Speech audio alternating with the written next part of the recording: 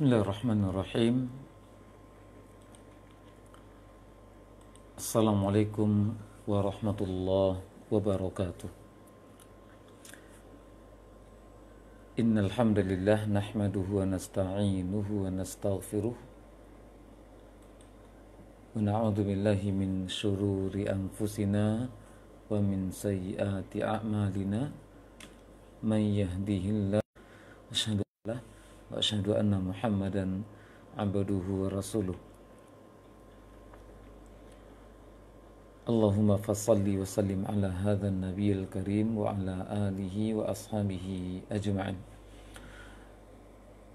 Sahabat Facebook dimanapun antum berada, kita bersyukur pada Allah SWT di kesempatan pagi hari yang berbahagia ini kita diberikan kemudahan untuk dapat bertemu kembali di live Facebook pribadi Ana Abu Sulaiman Febrio, dan mudah-mudahan untuk semuanya diberikan kesehatan dan keistiqomahan untuk meningkatkan ketaatan kepada Allah Subhanahu wa taala, dan juga diberikan kemudahan dan diringankan lisan-lisan antum semuanya dan kita semuanya untuk selalu berusaha untuk memperbaiki dan meningkatkan kualitas penglafazan tajwid kita agar sesuai dengan apa yang diajarkan oleh Nabi yang mulia Muhammad sallallahu alaihi wasallam.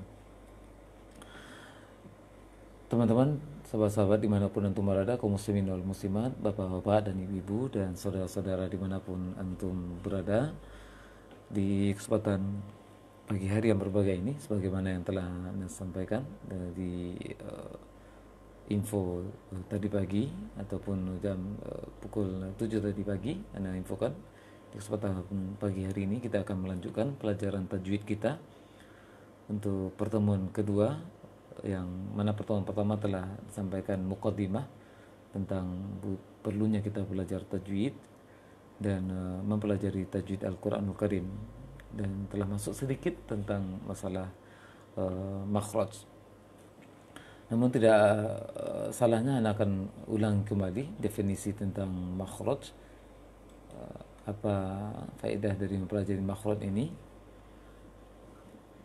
Bahwasanya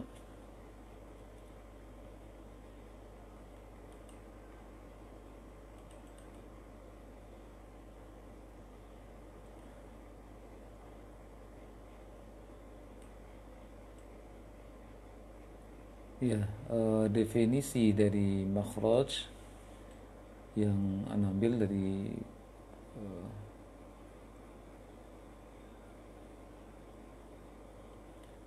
kitab Hidayatul Qari atau Hidayatul Qari, karya dari Syekh Abdul Fattah Al-Mursafi, Hidayatul Qari ila Tajwid Kalamil Bari, dan Ana kombinasikan dengan yang lainnya dari buku-buku yang pernah Ana baca dan juga kursian-kursian bacaan Ana yang pernah Ana terima dari tempat, dan mudah-mudahan penjelasan yang Anda sampaikan di kesempatan ataupun di rubrik mempelajari makhraj ini bisa meningkatkan kualitas bacaan Anda pribadi tentang penglafazan huruf-huruf Al-Quran Karim, dan juga Anda berharap dan juga memohon pada Allah SWT mudah-mudahan memberikan faedah untuk antum semuanya yang mengikuti live Facebook ataupun mendengarkan rekamannya nantinya, rekaman dari video ini ataupun dalam bentuk audio. InsyaAllah ta'ala akan Anda convert dalam bentuk audio nantinya. Berbicara tentang makhraj, kita kaji terlebih dulu apa itu definisi dari makhraj.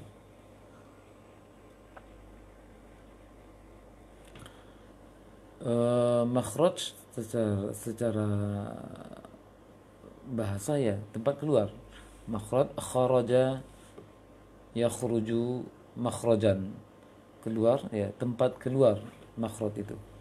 Yang berkaitan dengan tajwid secara istilah adalah tempat keluarnya huruf-huruf hijaiyah secara zahir yang mana suara bersumber dari sana. Tempat keluarnya huruf-huruf jaiyah secara zahir, yang mana suara akan keluar darinya, sehingga kita bisa membedakan huruf yang satu dengan huruf yang lainnya. Dan insya Allah ta'ala akan diberikan penjelasan nanti dalam bagaimana cara mengucapkan huruf per huruf nanti dalam Al-Quran atau pengucapan huruf-huruf hijaiyah. Itu makhraj, tempat keluarnya, tempat di mana bersumbernya suara tersebut atau suara huruf tersebut bermula. Oleh karena itu makhraj ini tidak identik dengan cara pengucapannya, tetapi sumber berawalnya huruf tersebut berawal dia. Jadi tempatnya. Mudah untuk bisa paham, bisa dianalogikan dengan yang lainnya, dengan pemahaman ringkas dari kita. Tempat kedua adalah tempat bermulanya huruf. Misalnya kita keluar dari rumah ke suatu tempat, maka tempat keluar kita adalah pintu tempat keluar kita, dan rumah itu adalah posisi kita berdiri. Dan anggap saja analoginya pintu tersebut sebagai mulutnya, dan dari mana kita berdiri di awal tersebut, kemudian kita keluar ke tempat sesuatu tempat, maka tempat kita berpijak awal itulah makhraj kita. Oleh karena itu makhraj adalah tempat bermulanya huruf-huruf hijaiyah tersebut keluar. Berdasarkan untuk jumlahnya ataupun secara garis besar, makhraj tersebut terbagi menjadi dua secara garis besar, yaitu yang pertama makhraj secara umum, tempat keluar huruf secara umum. Kemudian makhraj secara khusus. Yang khusus ini telah tercakup dalam umum sebenarnya, namun perlu dijelaskan lagi secara umumnya nantinya, sehingga secara khususnya nantinya, makhraj secara khusus telah masuk pada makhraj secara umum, namun akan perlu juga nanti dijelaskan secara makhraj secara khusus. Makhraj secara umum ini maksud adalah makhraj huruf atau makhraj induk, dari huruf-huruf hijaiyah ataupun dari makhraj huruf yang khusus nantinya. Makhraj umum itu adalah yang pertama al-jauf, rongga mulut. Al-jauf, rongga mulut. Yang kedua al-halqu, tenggorokan. Yang ketiga al-lisan. Yang keempat al-syafah, bibir. Yang kelima al-khayshum, rongga hidung.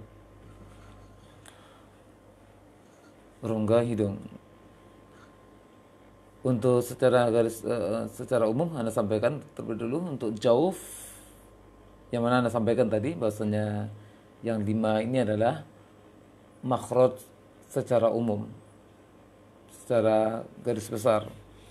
Al-jauf,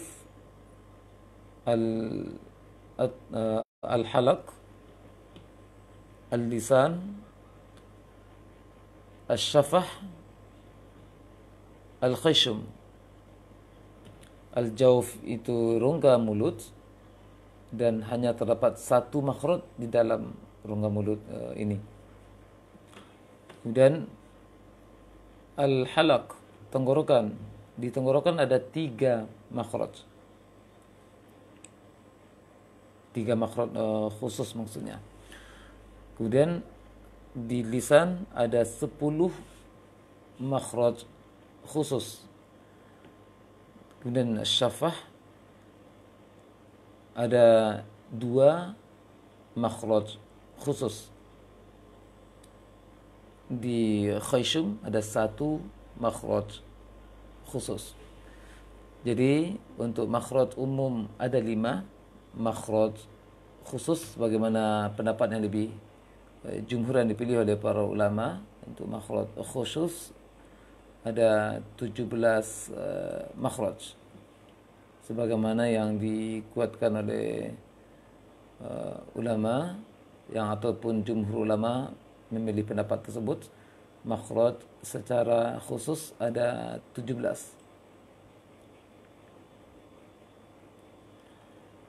Sebagaimana yang disampaikan oleh para ulama dalam kitab-kitab mereka, hafizahumullah wa rahimahumullah, bagi ulama qiraat yang sudah meninggal.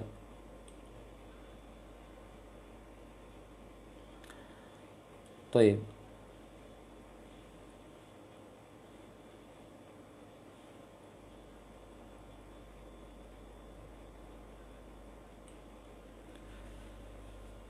Untuk makhraj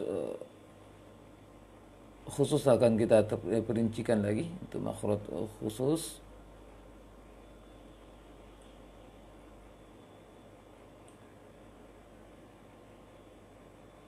yang terdapat dalam kitab makhraj khusus ada 17 bagaimana pendapat tadi yang di jumhur ulama, dan salah satu ulama yang menukilkan adalah dalam syair yang dibuat oleh Syekh Ibnul Jazari rahimallahu ta'ala dalam kitab beliau Al-Muqaddimah Al-Jazariyah, makharijul hurufi sab'ata ashar. Makhraj huruf itu ada 17 tempat. Dia ada atas pendapat yang dipilih oleh jumhur ulama, kata beliau. Ya, berikut penjelasannya. Untuk yang pertama kita masuk ke makhraj yang pertama, al-jauf. Mudah-mudahan antum semuanya yang menyaksikan di Facebook di kesempatan pagi hari ini bisa mencatat barangkali kalau perlu, atau bisa mengingatkan saja, mengingat di ingatannya. Namun lebih utama untuk mencatat sehingga bisa antum koreksi nanti kesalahan Anda kalau seandainya kurang ataupun salah penyampaian Anda nantinya. Yang pertama, al-jauf, rongga mulut.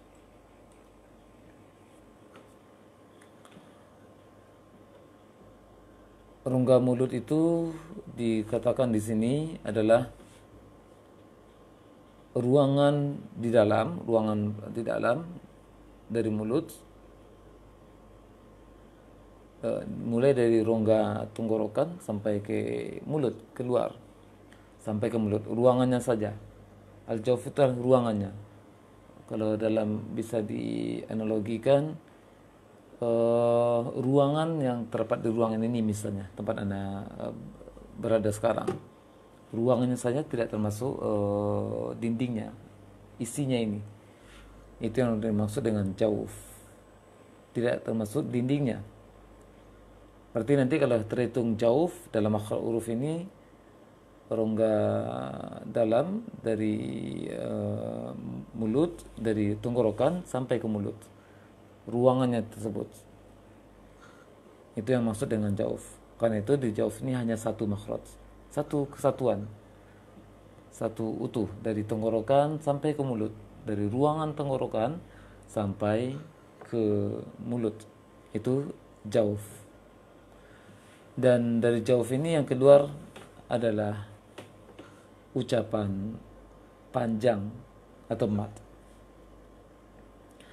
Ucapan panjang atau mat.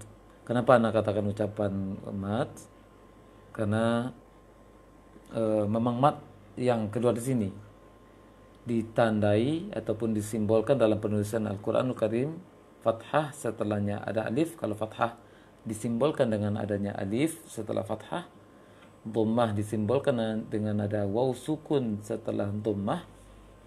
Kasroh akan dipanjangkan ditandai dengan ya sukun setelah kasroh. Namun perlu ditekankan waw sukun yang terdapat setelah dhammah itu bukan waw, namun sebagai simbol saja waw sukun, sebagai tanda panjangnya dhammah. Kemudian kasroh sebagai tanda panjangnya adalah ya sukun. Maka ya sukun tersebut bukan ya pada hakikatnya, namun sebagai simbol saja untuk tanda panjang bagi huruf kasroh. Kenapa perlu ditekankan seperti itu? Karena waw ada makhraj tersendiri nantinya, dan ya juga ada makhraj tersendiri nantinya. Karena ketika kita memanjangkan bacaan fathah atau kasrah atau dhammah, kita tidak membaca waw ketika memanjangkan dhammah. Kita tidak membaca ya ketika memanjangkan huruf yang berharokat kasrah. Karena itu perlu ditekankan.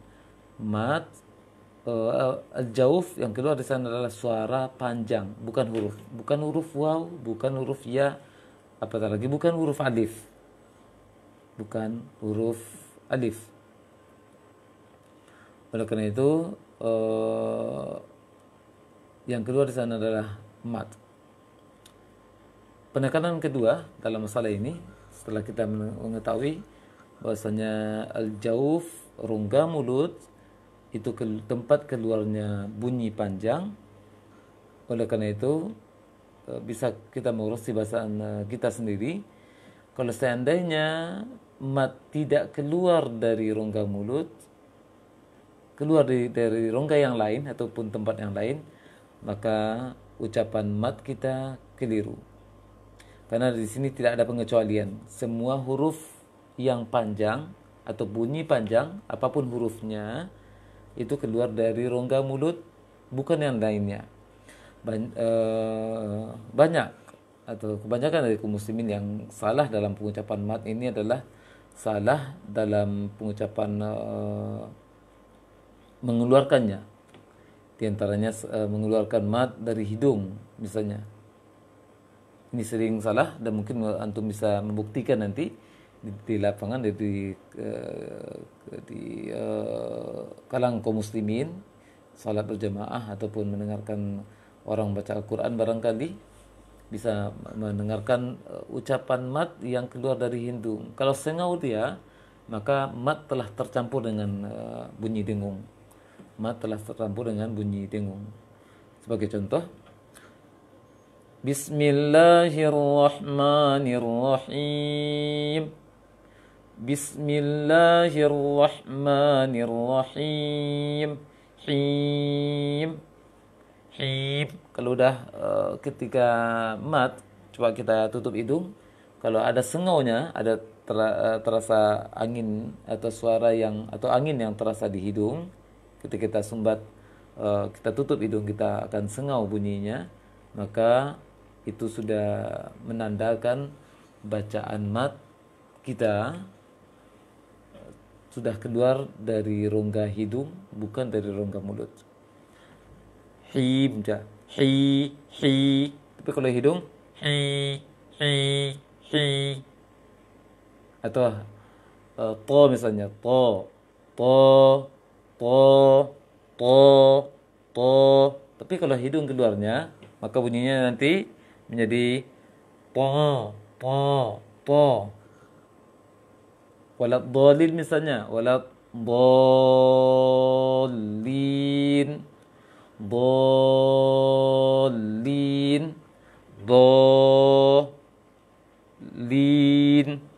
Tapi kalau ke hidung keluarnya dhalin, maka mengeluarkan mat dari rongga hidung, keliru. Oleh karena itu ditekankan sekarang setelah antum tahu dan berlatih, berupaya untuk melatih baca mat itu jangan sengau, jangan keluarkan dari yang lainnya, karena mat keluar dari rongga mulut. Anda ulangi kembali, rongga mulut itu terhitung dari ruangan tenggorokan sampai keluar, sampai ke mulut, ke depan. Dan kalau mat tidak ada finishnya lagi, kalau mat tidak ada berhentinya lagi. Keliruan yang lainnya masalah mat, tidak masalah. Anda ungkapkan sekarang kekeliruan dalam praktek mat yang dipraktekkan oleh sebagian kaum muslimin, yang karena kita mengkaji tentang jauf, terhentinya mat dengan suara hamzah di akhirnya. Seperti yang Anda sampaikan tadi, mat itu keluar dari rongga mulut, rongga tenggorokan sampai ke keluar. Tidak ada finishnya lagi. Tidak ada tempat bercokolnya, tempat berhentinya lagi. Di mana berhentinya suara, disitulah berhentinya mat. Di mana berhentinya suara, di situ berhentinya mat. Maksudnya tidak ada tempat bercokolnya terakhir ataupun tempat berhentinya terakhir mat itu, atau tempat makhraj terakhirnya maksudnya, ataupun posisi terakhirnya ketika mat. Sebagai contoh, mudah-mudahan antum paham dengan contoh ini. Ada orang baca Sabbihisma rabbikal a'la wasyamsi wa duhaha, atau wadduha. Berarti setelah dibukanya ruang rongga mulut ketika membaca mat, kemudian ditutup dengan hamzah di terakhir. Berarti dari mulut balik lagi ke hamzah dia. Wadduha wal-laili idza saja. Dan ini bukan dibuat-buat bacaan seperti itu. Memang ada terjadi dari kaum muslimin. Dan Anda pribadi juga pernah mempraktekkan dahulunya sebelum belajar. Dan mudah-mudahan antum yang sekarang yang memang pernah mempraktekannya, mudah-mudahan di pagi hari ini dapat pencerahan bahwasanya mat itu hanya di rongga mulut saja dan tidak ada yang lainnya. Mulai rongga tenggorokan sampai keluar, sampai berhentinya mat, sampai berhentinya suara, berarti sampai keluar dari mulut, tidak ada lagi balik ke dalam. Sebagai contoh lagi, Anda contohkan yang salah. Jangan tiru bacaan ini untuk dipraktikkan. Anda baca surah Asy-Syams beberapa ayat. Bisa antum dengarkan yang salah pengucapan mat di ujung ayatnya. Karena ini waqaf pada mat yang ada suara hamzah di ujungnya. A'udzu billahi minasyaitonir rajim. Bismillahirrahmanirrahim. Wasyamsi wa duhaha wal qamari idza talaha wan nahari idza jallaha wal laili idza yaghshaha.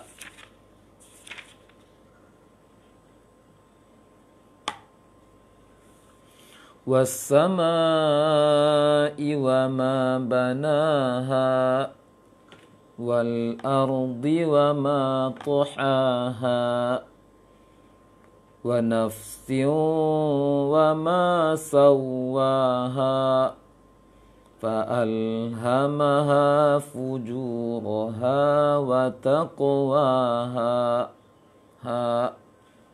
Maka keliru. Karena untuk makhraj mat itu di rongga mulut saja dan tidak balik lagi ke dalam. Setelah diucapkannya mat, maka dia udah habis suaranya dengan habisnya habis makhrajnya dengan habisnya suara. ataupun habis bunyinya suaranya dengan berakhirnya suara.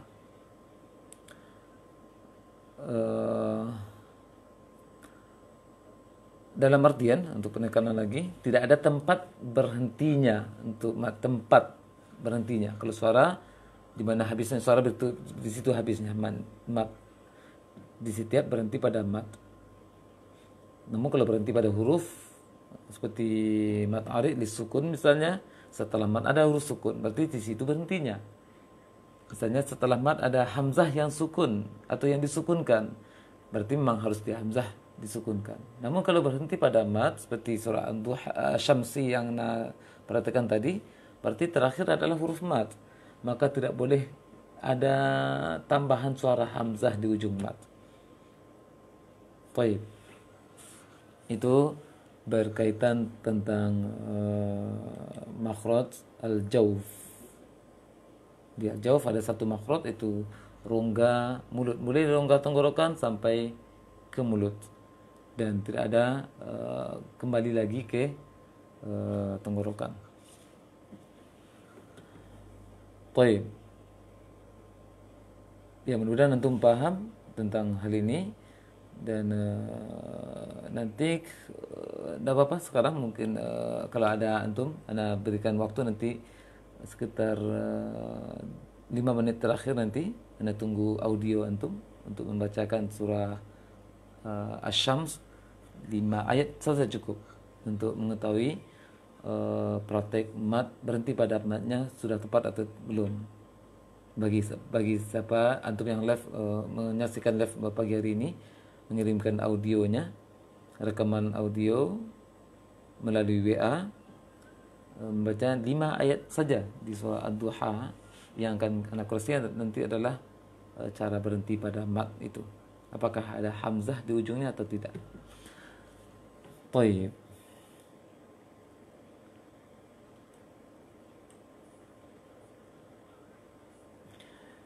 Hal ini juga ditegaskan oleh Al-Imam Al-Hafiz Ibnu Al-Jazari tentang peringatan tadi. Beliau mengatakan,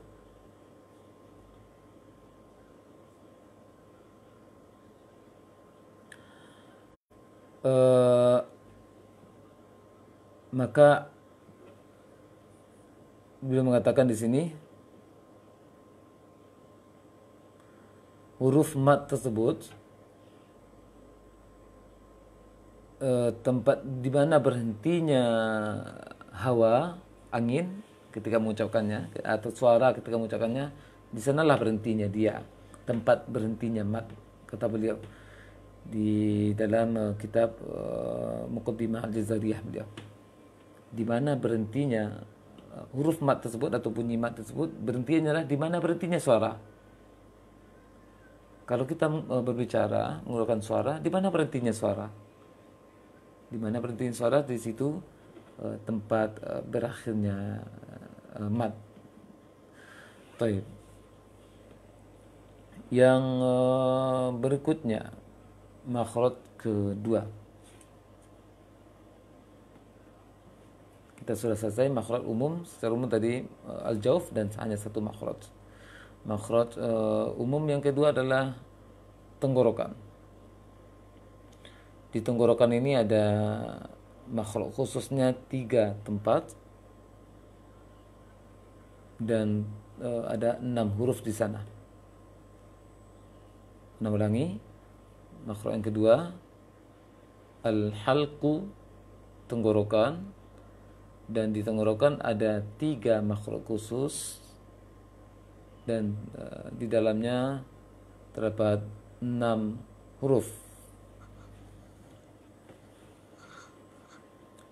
Yang pertama dari yang tenggorokan ini atau halak ini adalah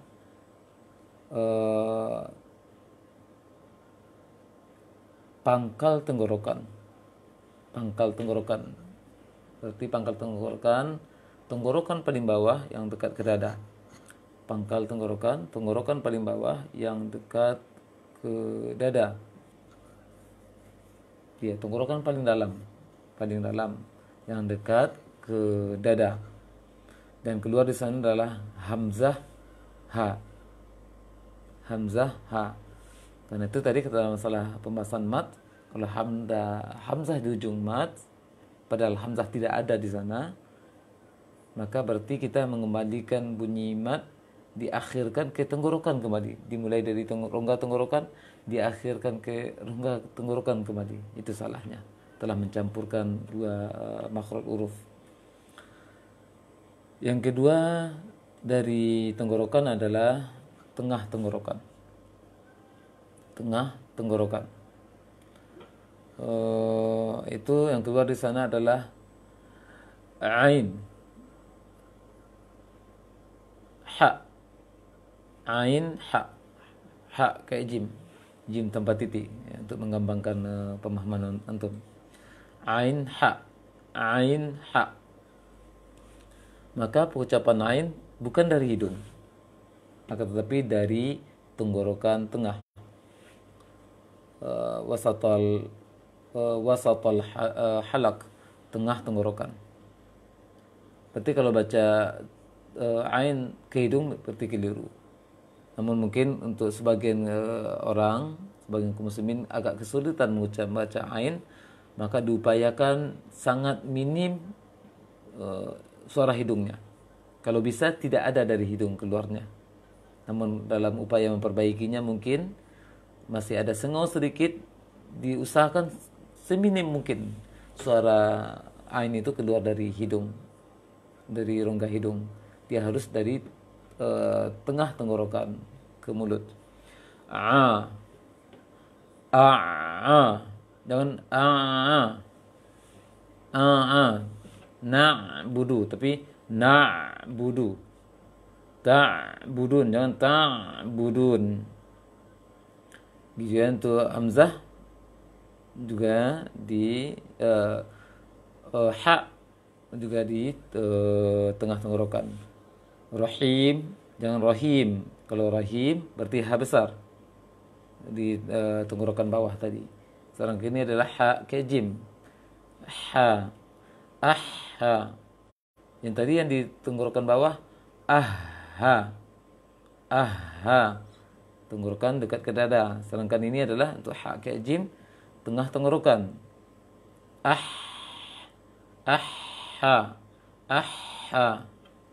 Seperti itu. Baik. Makhraj umum, makhraj khusus di tenggorokan. Yang ketiga adalah atas tenggorokan. Tenggorokan atas, tenggorokan, bagian tenggorokan yang di atas. Dan yang kedua di sana adalah huruf ghain dengan kha.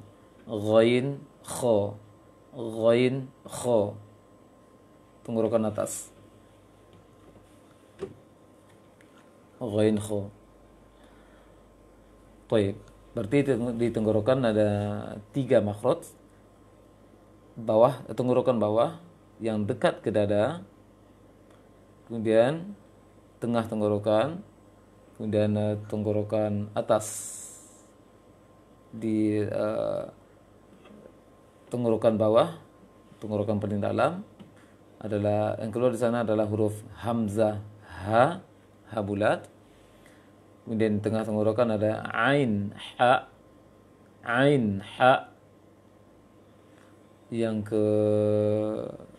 Yang berikutnya tenggorokan atas ghain kha.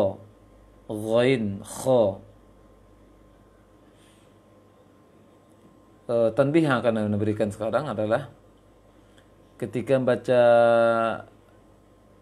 kha dengan gha, apa perbaikan ataupun peringatan yang diberikan untuk antum semuanya? Yang pertama, ketika ghain dalam pengucapan ghain, telah kita mengetahui makhrajnya tadi, ghain tenggorokan atas, berarti tidak ada kaitannya dengan bibir, tidak ada pengaruhnya dengan bibir, atau dalam arti kata lain, bibir tidak mempengaruhi bunyi kha tebal, karena kha tidak ada kaitan dengan bibir. Makhrajnya adalah tenggorokan atas. Berarti kalau mengucapkan kho, gho dengan memonyongkan bibir berarti keliru. Misalnya khorojo, khoroja, khoroja, atau maudu, ghairil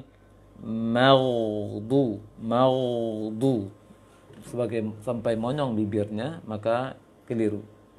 Seharusnya gho, jangan gho, jangan baca kho tapi kho,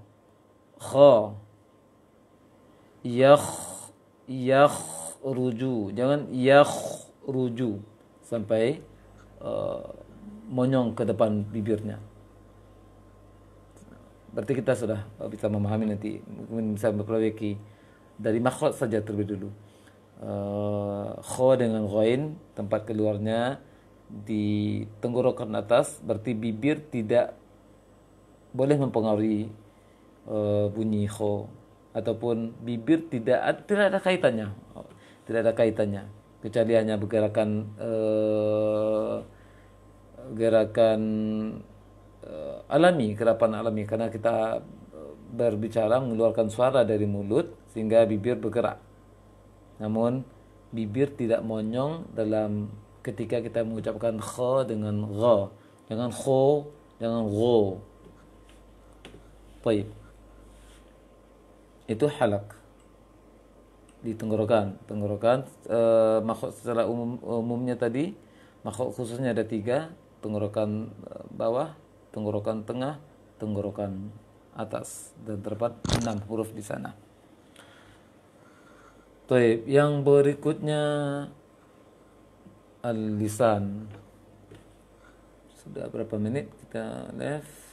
Lisan ini cukup panjang pembahasan lisan ini, karena sebagaimana yang Anda sampaikan tadi, di lisan ada 10 makhraj, sehingga cukup panjang waktu yang akan kita pakai nanti.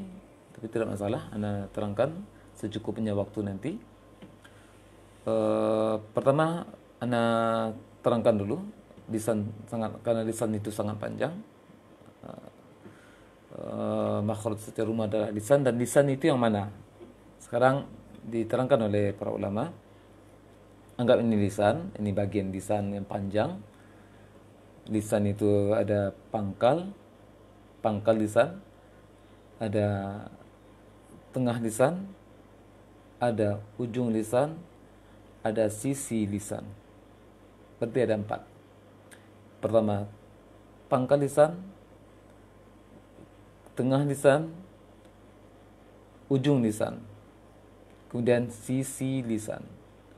Dan keempat, bagian dari lisan ini mempunyai fungsi nanti, ataupun merupakan makhraj huruf jaiyah.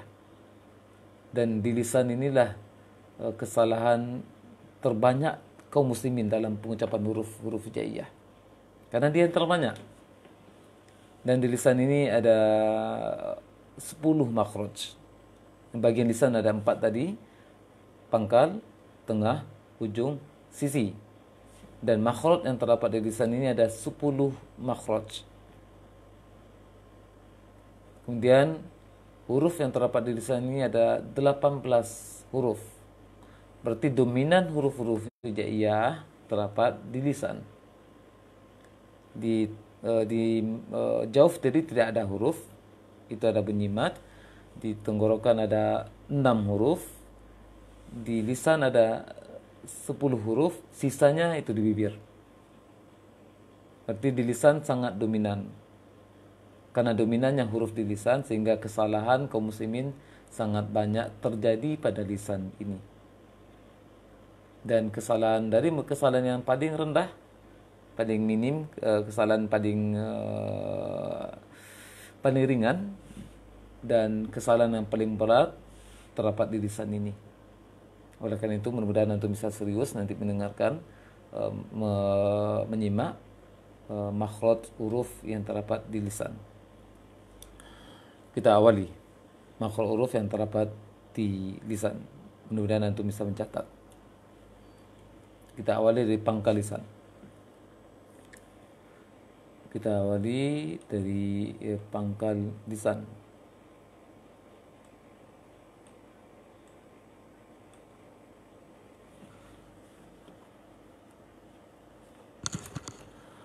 Yang pertama adalah pangkal lisan yang paling dalam. Dalam artian pangkal lisan yang dekat ke tenggorokan. Paling dalam.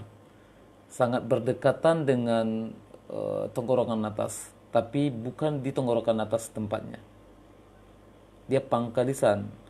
Dekat ke tenggorokan. Berarti bertetanggaan lah untuk bahasa ringkasnya.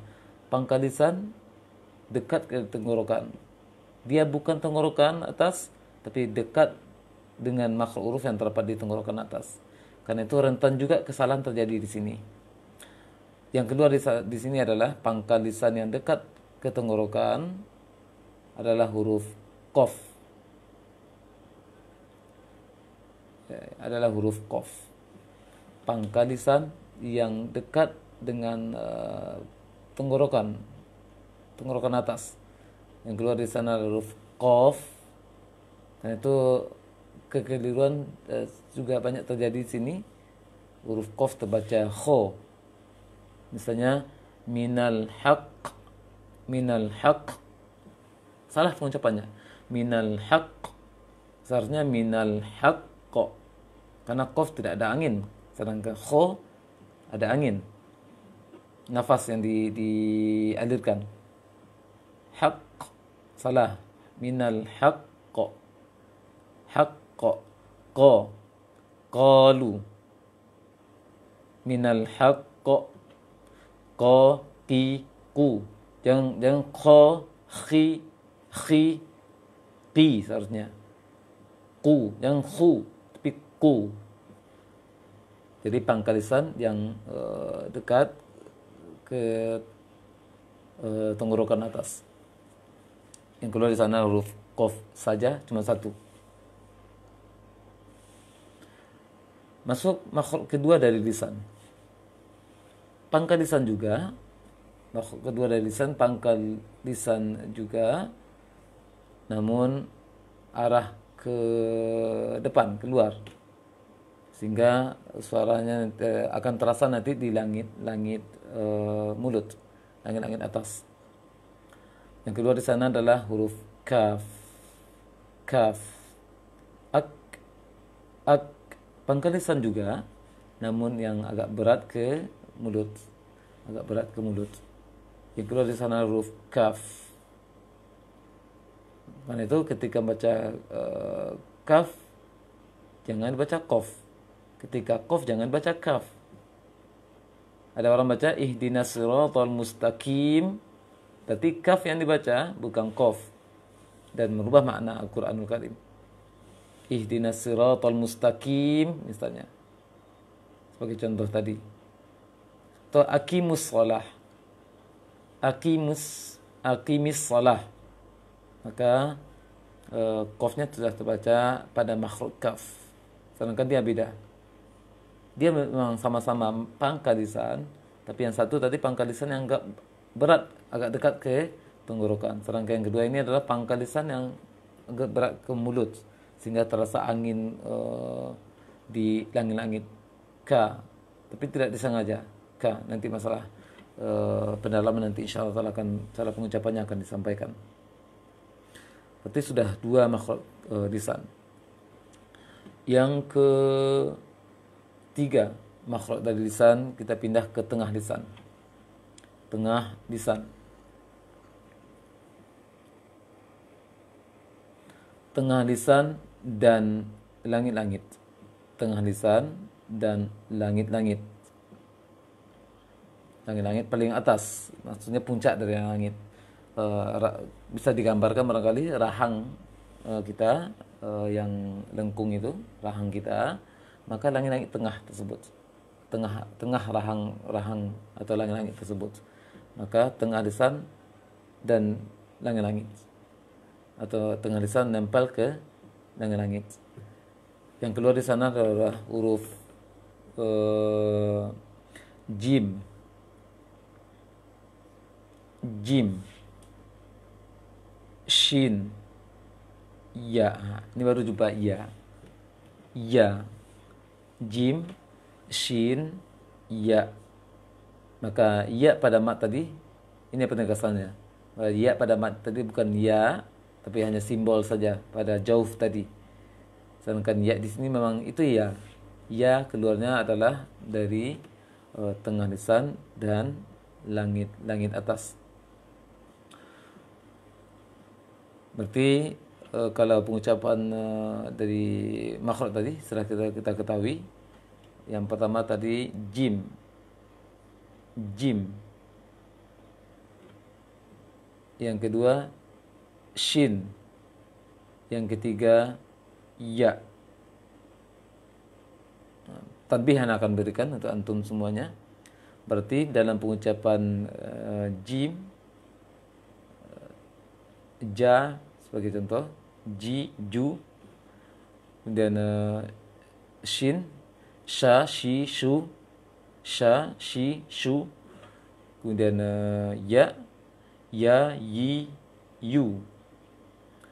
Maka makhraj huruf ketiga ini, ketika mengucapkan huruf ketiga ini, masalah makhrajnya, bukan masalah harokatnya, masalah makhrajnya tidak ada pengaruh bibir di sana. Kembali tidak ada pengaruh bibir di sana. Apalagi shin, itu yang lebih sering salah kaum muslimin, memonjongkan bibir ketika mengucapkan shin. Ashhadu. A'udzu billahi minasy syaitan, itu jadi terpengaruh jadinya.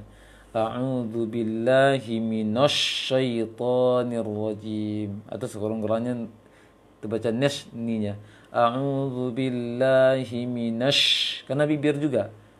Bibir dimonjongkan. Sedangkan shin tidak ada kaitan dengan bibir.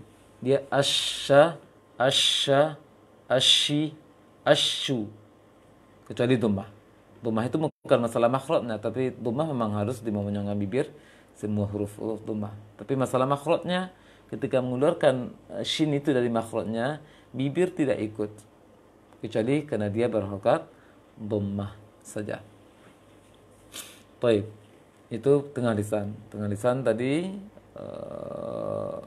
yang dengan langit, jim, shin, ya.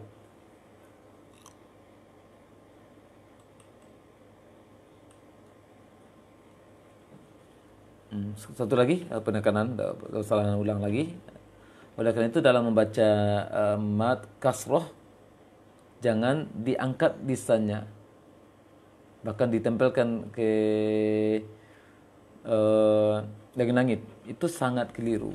Sebagai contoh, orang yang sangat tersyadud mungkin dalam pengucapan sehingga baca mad seakan-akan dia membaca ya sukun.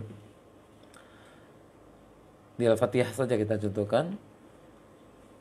Alhamdulillahi Rabbil Alamin. Min.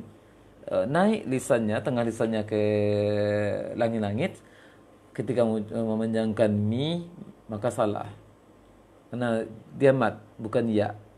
Kalau terbaca naik lisannya ke langit-langit ketika membaca mat, berarti yang dibaca adalah ya sukun. Alhamdulillahi Rabbil Alamin. Min. Sehingga bunyinya ke hidung juga bisa bunyinya, dan makhrajnya tengah lisan ke langit. Seharusnya dibiarkan saja lembut lisan itu, tidak terangkat lisan. Alamin. Min. Tidak nempel ke langit. Gitu juga untuk waw. Dhammah setelah ada waw sukun, maka nanti ketika membaca dhammah yang panjang tidak boleh tertekan pada waw. Kalau tertekan pada waw berarti mengidghamkan waw. Apatah lagi ketika dhammah yang panjang setelahnya ada waw yang berharokat, tidak boleh diidgham, tidak boleh digabungkan. Tidak boleh digabungkan. Misalnya innalladzina amanu wa amilus shalihat sebagai contoh. Innalladzina amanu wa amilus shalihat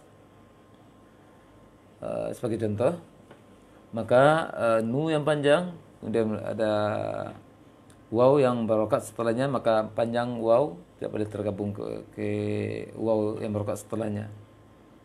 Atau tidak ada waw lah, tidak ada waw ketika panjang domah ada waw sukun, maka jangan diketatkan waw bibirnya ketika baca, atau ditahan pada bibirnya ketika baca mad waw. Qulu misalnya, qulu amanna billah, qulu, maka salah. Dia lembut saja. Qulu, walaupun bibir monyong tapi tidak ditekankan pada bibir. Tidak diketatkan, disyadidkan pada bibir. Qulu, tapi qulu monyong, akan tetapi tidak ditekankan, diketatkan pada bibir. Baik.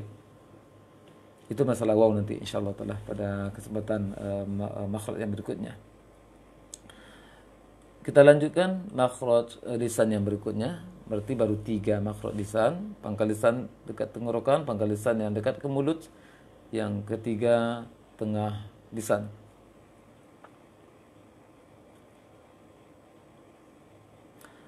Yang berikutnya,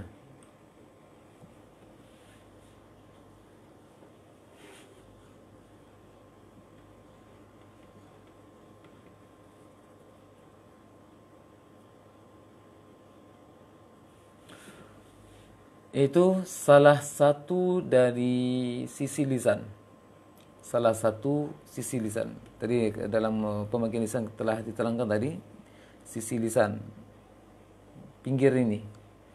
Salah satu sisi lisan ini kiri atau kanan, atau dalam kitab lain juga diterangkan, atau sekaligus dua-duanya. Sisi lisan kiri saja atau kanan saja, atau sekaligus dua-dua sisi lisan ini sejajar dengan geraham gigi atas. Geraham atas. Sejajar dengan geraham atas, dalam artian memang ke langit-langit dia, sejajar dengan geraham atas. Anggap ini pinggirnya ada geraham, maka sisi lisan ini nempel ke sisi, sejajar dengan geraham atas, bagian dengan langit.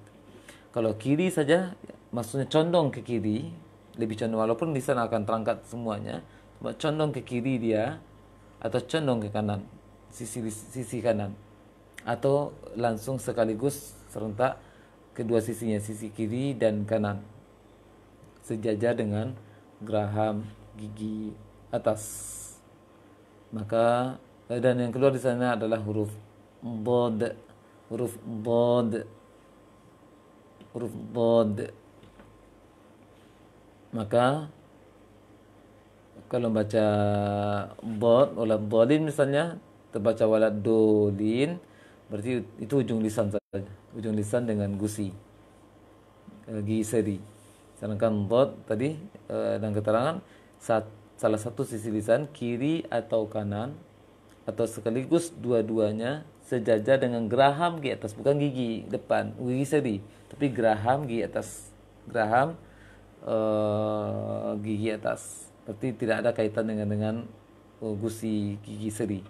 Bahkan tidak ada kaitan dengan ujung lisan dengan gusi gigi seri. Dia sisi lisan kiri atau kanan atau dua-duanya. Maka yang dibaca adalah bod. Peringatan yang lain untuk masalah bod ini, karena setelah mengetahui masalah bod tadi, maka bod juga tidak ada pengaruh dari bibir kita yang mengucapkannya ketika fathah atau kasroh. Ketika fathah atau kasroh, maka walad dolin, walad dolin, jangan walau, karena itu terbaca lo la-nya, walad dolin. Atau ihdinas siratal mustaqim, ihdinas dari no jadinya, sarnya ihdinas si, as-so, as-si, as-su, maka dibaca ihdinas, berarti bibirnya yang membantu untuk menebalkannya. Oleh karena itu berhati-hati nanti baca shad, baca dot, afan walad dolin, Ketika dhad, contohnya tadi daraba misalnya, atau walad dhalin, jangan walad dhalin, dhalin nanti dalam bacanya walad dhalin. Penting ketika baca dhad, bibir tidak monyong. Yang berikutnya, dan hanya satu huruf di sana, hanya satu huruf. Sisi lisan kiri atau kanan atau dua-duanya sejajar dengan geraham, dan keluar di sana adalah huruf dhad saja. Dan dikatakan di sini dalam buku kitab Hidayatul Qari' di Ilal Tajudil Kalamil Bari, beliau mengatakan di sini dalam praktek kiri atau kanan tadi, kiri atau kanan, dikatakan di sini dari sebelah kiri lebih banyak diperhatikan oleh kaum muslimin dan lebih mudah, kata beliau, mencondongkan sisi kiri lisan dan sejajar dengan geraham atas lebih banyak diperhatikan oleh kaum muslimin dan lebih mudah, kata beliau. Dan yang sebelah kanan lebih sulit. Namun kalau anak pribadi, anak memperhatikan dua-dua sisinya terangkat ketika mengucapkannya. Itu terserah, berarti ini pilihan. Berarti sisi kiri atau sisi kanan sejajar atau dua-duanya sejajar dengan geraham atas. Berarti bukan ujung lisan. Mau kiri kah yang lebih condong bisa antum mengucapkan, silakan. Mau kanan kah yang lebih condong ketika antum mengucapkan huruf dhad, silakan. Atau dua-dua sisinya sekaligus terangkat, silakan. Yang sejajar dengan gigi geraham, silakan. Penting pilihan antara tiga tadi, bukan ujung lisan, apatah lagi bibir yang dimonyongkan ketika mengucapkan dhad. Baik. Yang berikutnya,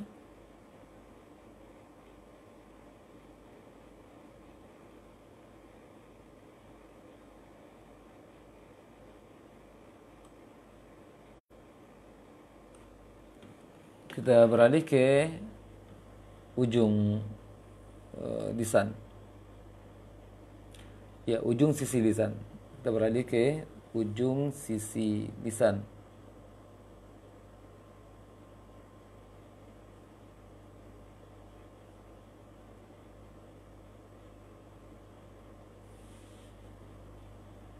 Ujung sisi lisan. Coba dianggap ujung sisi ini lisan seperti gambaran tadi. Ujung sisi ini, bukan ujung ini, bukan paling ujungnya, tapi ujung sisi.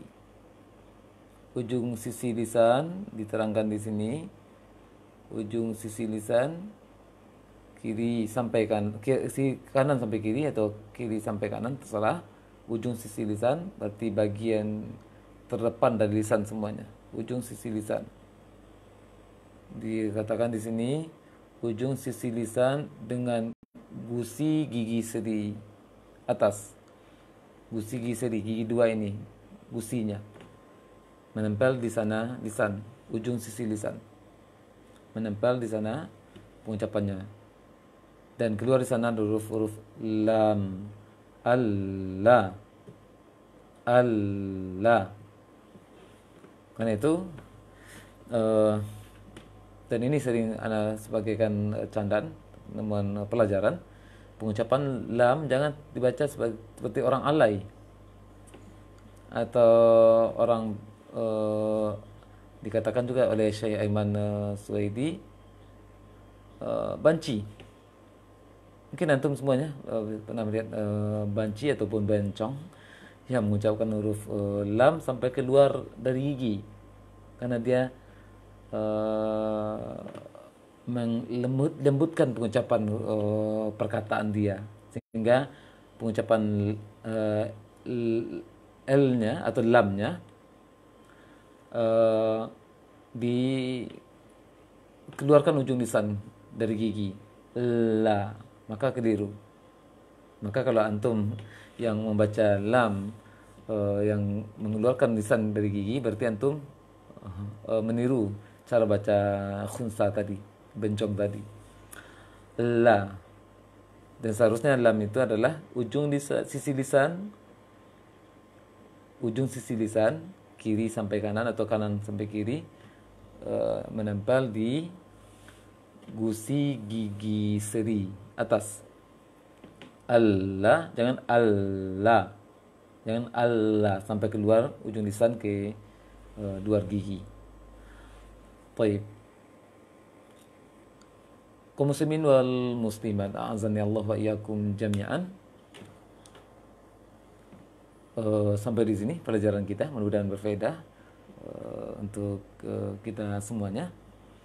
Dan apa yang diterangkan di kesempatan pagi hari ini berfaedah, dan Anda berikan kesempatan antum semuanya untuk mengirimkan audionya, memperhatikan masalah mat, khusus dulu masalah jauh tadi.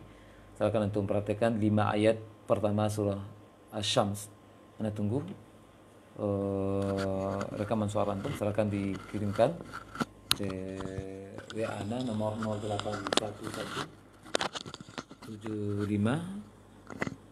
78 840 0811 75 78 840. Anda tunggu kurang lebih 2 menit. Silakan.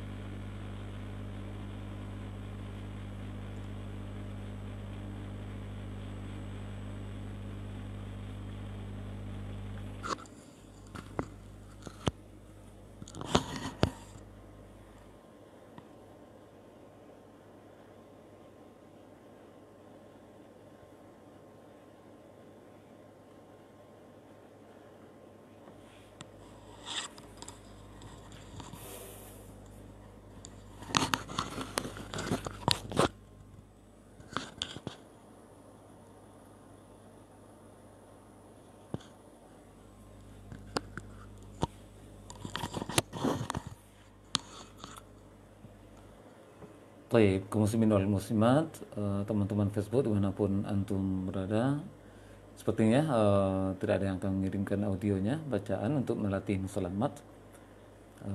Tidak masalah, Anda perhatikan saja yang salahnya terlebih dulu, kemudian Anda perhatikan yang tepatnya dalam berhenti ketika huruf mat. Peringatan yang Anda sampaikan tadi dalam bacaan mat atau jauh mengeluarkan huruf mat atau bunyi mat adalah ketika baca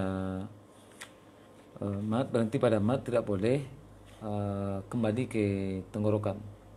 Karena jauf adalah rongga isi ruangannya sampai ke mulut. Di mana habisnya suara, di sanalah habisnya matnya atau suara matnya, tempat matnya. Anda perhatikan yang salah 5 ayat pertama di surah Asy-Syams ini. Kemudian dijadikan, mudah-mudahan jadikan contoh untuk antum semuanya. A'udzu billahi minasy syaithanir rajim. Bismillahirrahmanirrahim.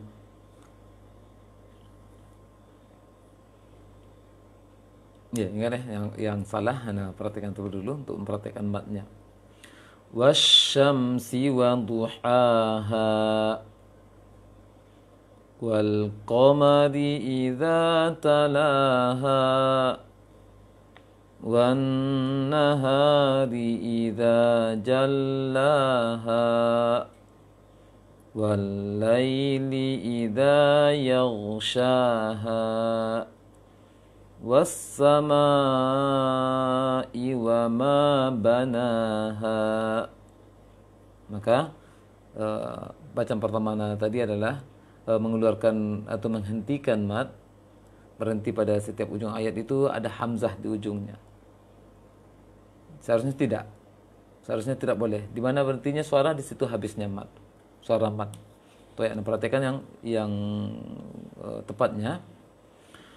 Was-sama wasyamsi wa duhaha wal qamari idza talaha wan nahari idza jallaha wal laili idza yaghshaha was-samaa'i wa ma banaha. Baik. Ya, barakallahu fik. Itu praktek makhraj atau praktek bunyi mat yang mesti Anda perhatikan dalam memperhatikan mat. Ya, mudah-mudahan berfaedah untuk Anda semuanya apa yang kita pelajari pagi hari ini dan memberikan faedah ilmu dan koreksian untuk anak pribadi agar lebih fasih lagi dalam pengucapan huruf-huruf jaiyah. Dan kita anak simpulkan dari apa yang kita pelajari di kesempatan pagi hari yang berbahagia ini. Yang pertama, makhraj adalah tempat bermulanya huruf, bersumbernya huruf ketika mengucapkan huruf, tempat bersumbernya huruf. Dan mat secara garis besar, mat terbagi dua. Yang pertama mat secara makhraj terbagi dua, makhraj secara umum, makhraj secara khusus. Secara umum ada 5, secara khusus ada 17. Yang 5 itu al-jauf, rongga mulut, al-halaq, tenggorokan, al-lisan, lisan, syafah, bibir, al-khayshum, rongga hidung. Dan kita telah bahas tadi al-jauf, satu makhraj yang secara makhraj khususnya, al-halaq 3 makhraj khususnya, pangkal, tenggorokan, tengah tenggorokan, tenggorokan atas. Kemudian lisan yang kita bahas, lisan tadi bagian lisan ada 4, bagian lisan ada 4, pangkal, tengah, ujung, sisi. Dan untuk makhraj telah kita bahas, pangkal lisan dekat ke mulut itu qaf. Yang kedua, pangkal lisan dekat ke mulut, ke arah mulut itu kaf. Kemudian tengah lisan nempel ke langit-langit paling atas itu shin, jim, shin, ya. Kemudian ujung sisi lisan kiri sampai kanan atau kanan sampai kiri, ujung sisinya menempel ke gigi seri atas. Gusi gigi seri atas.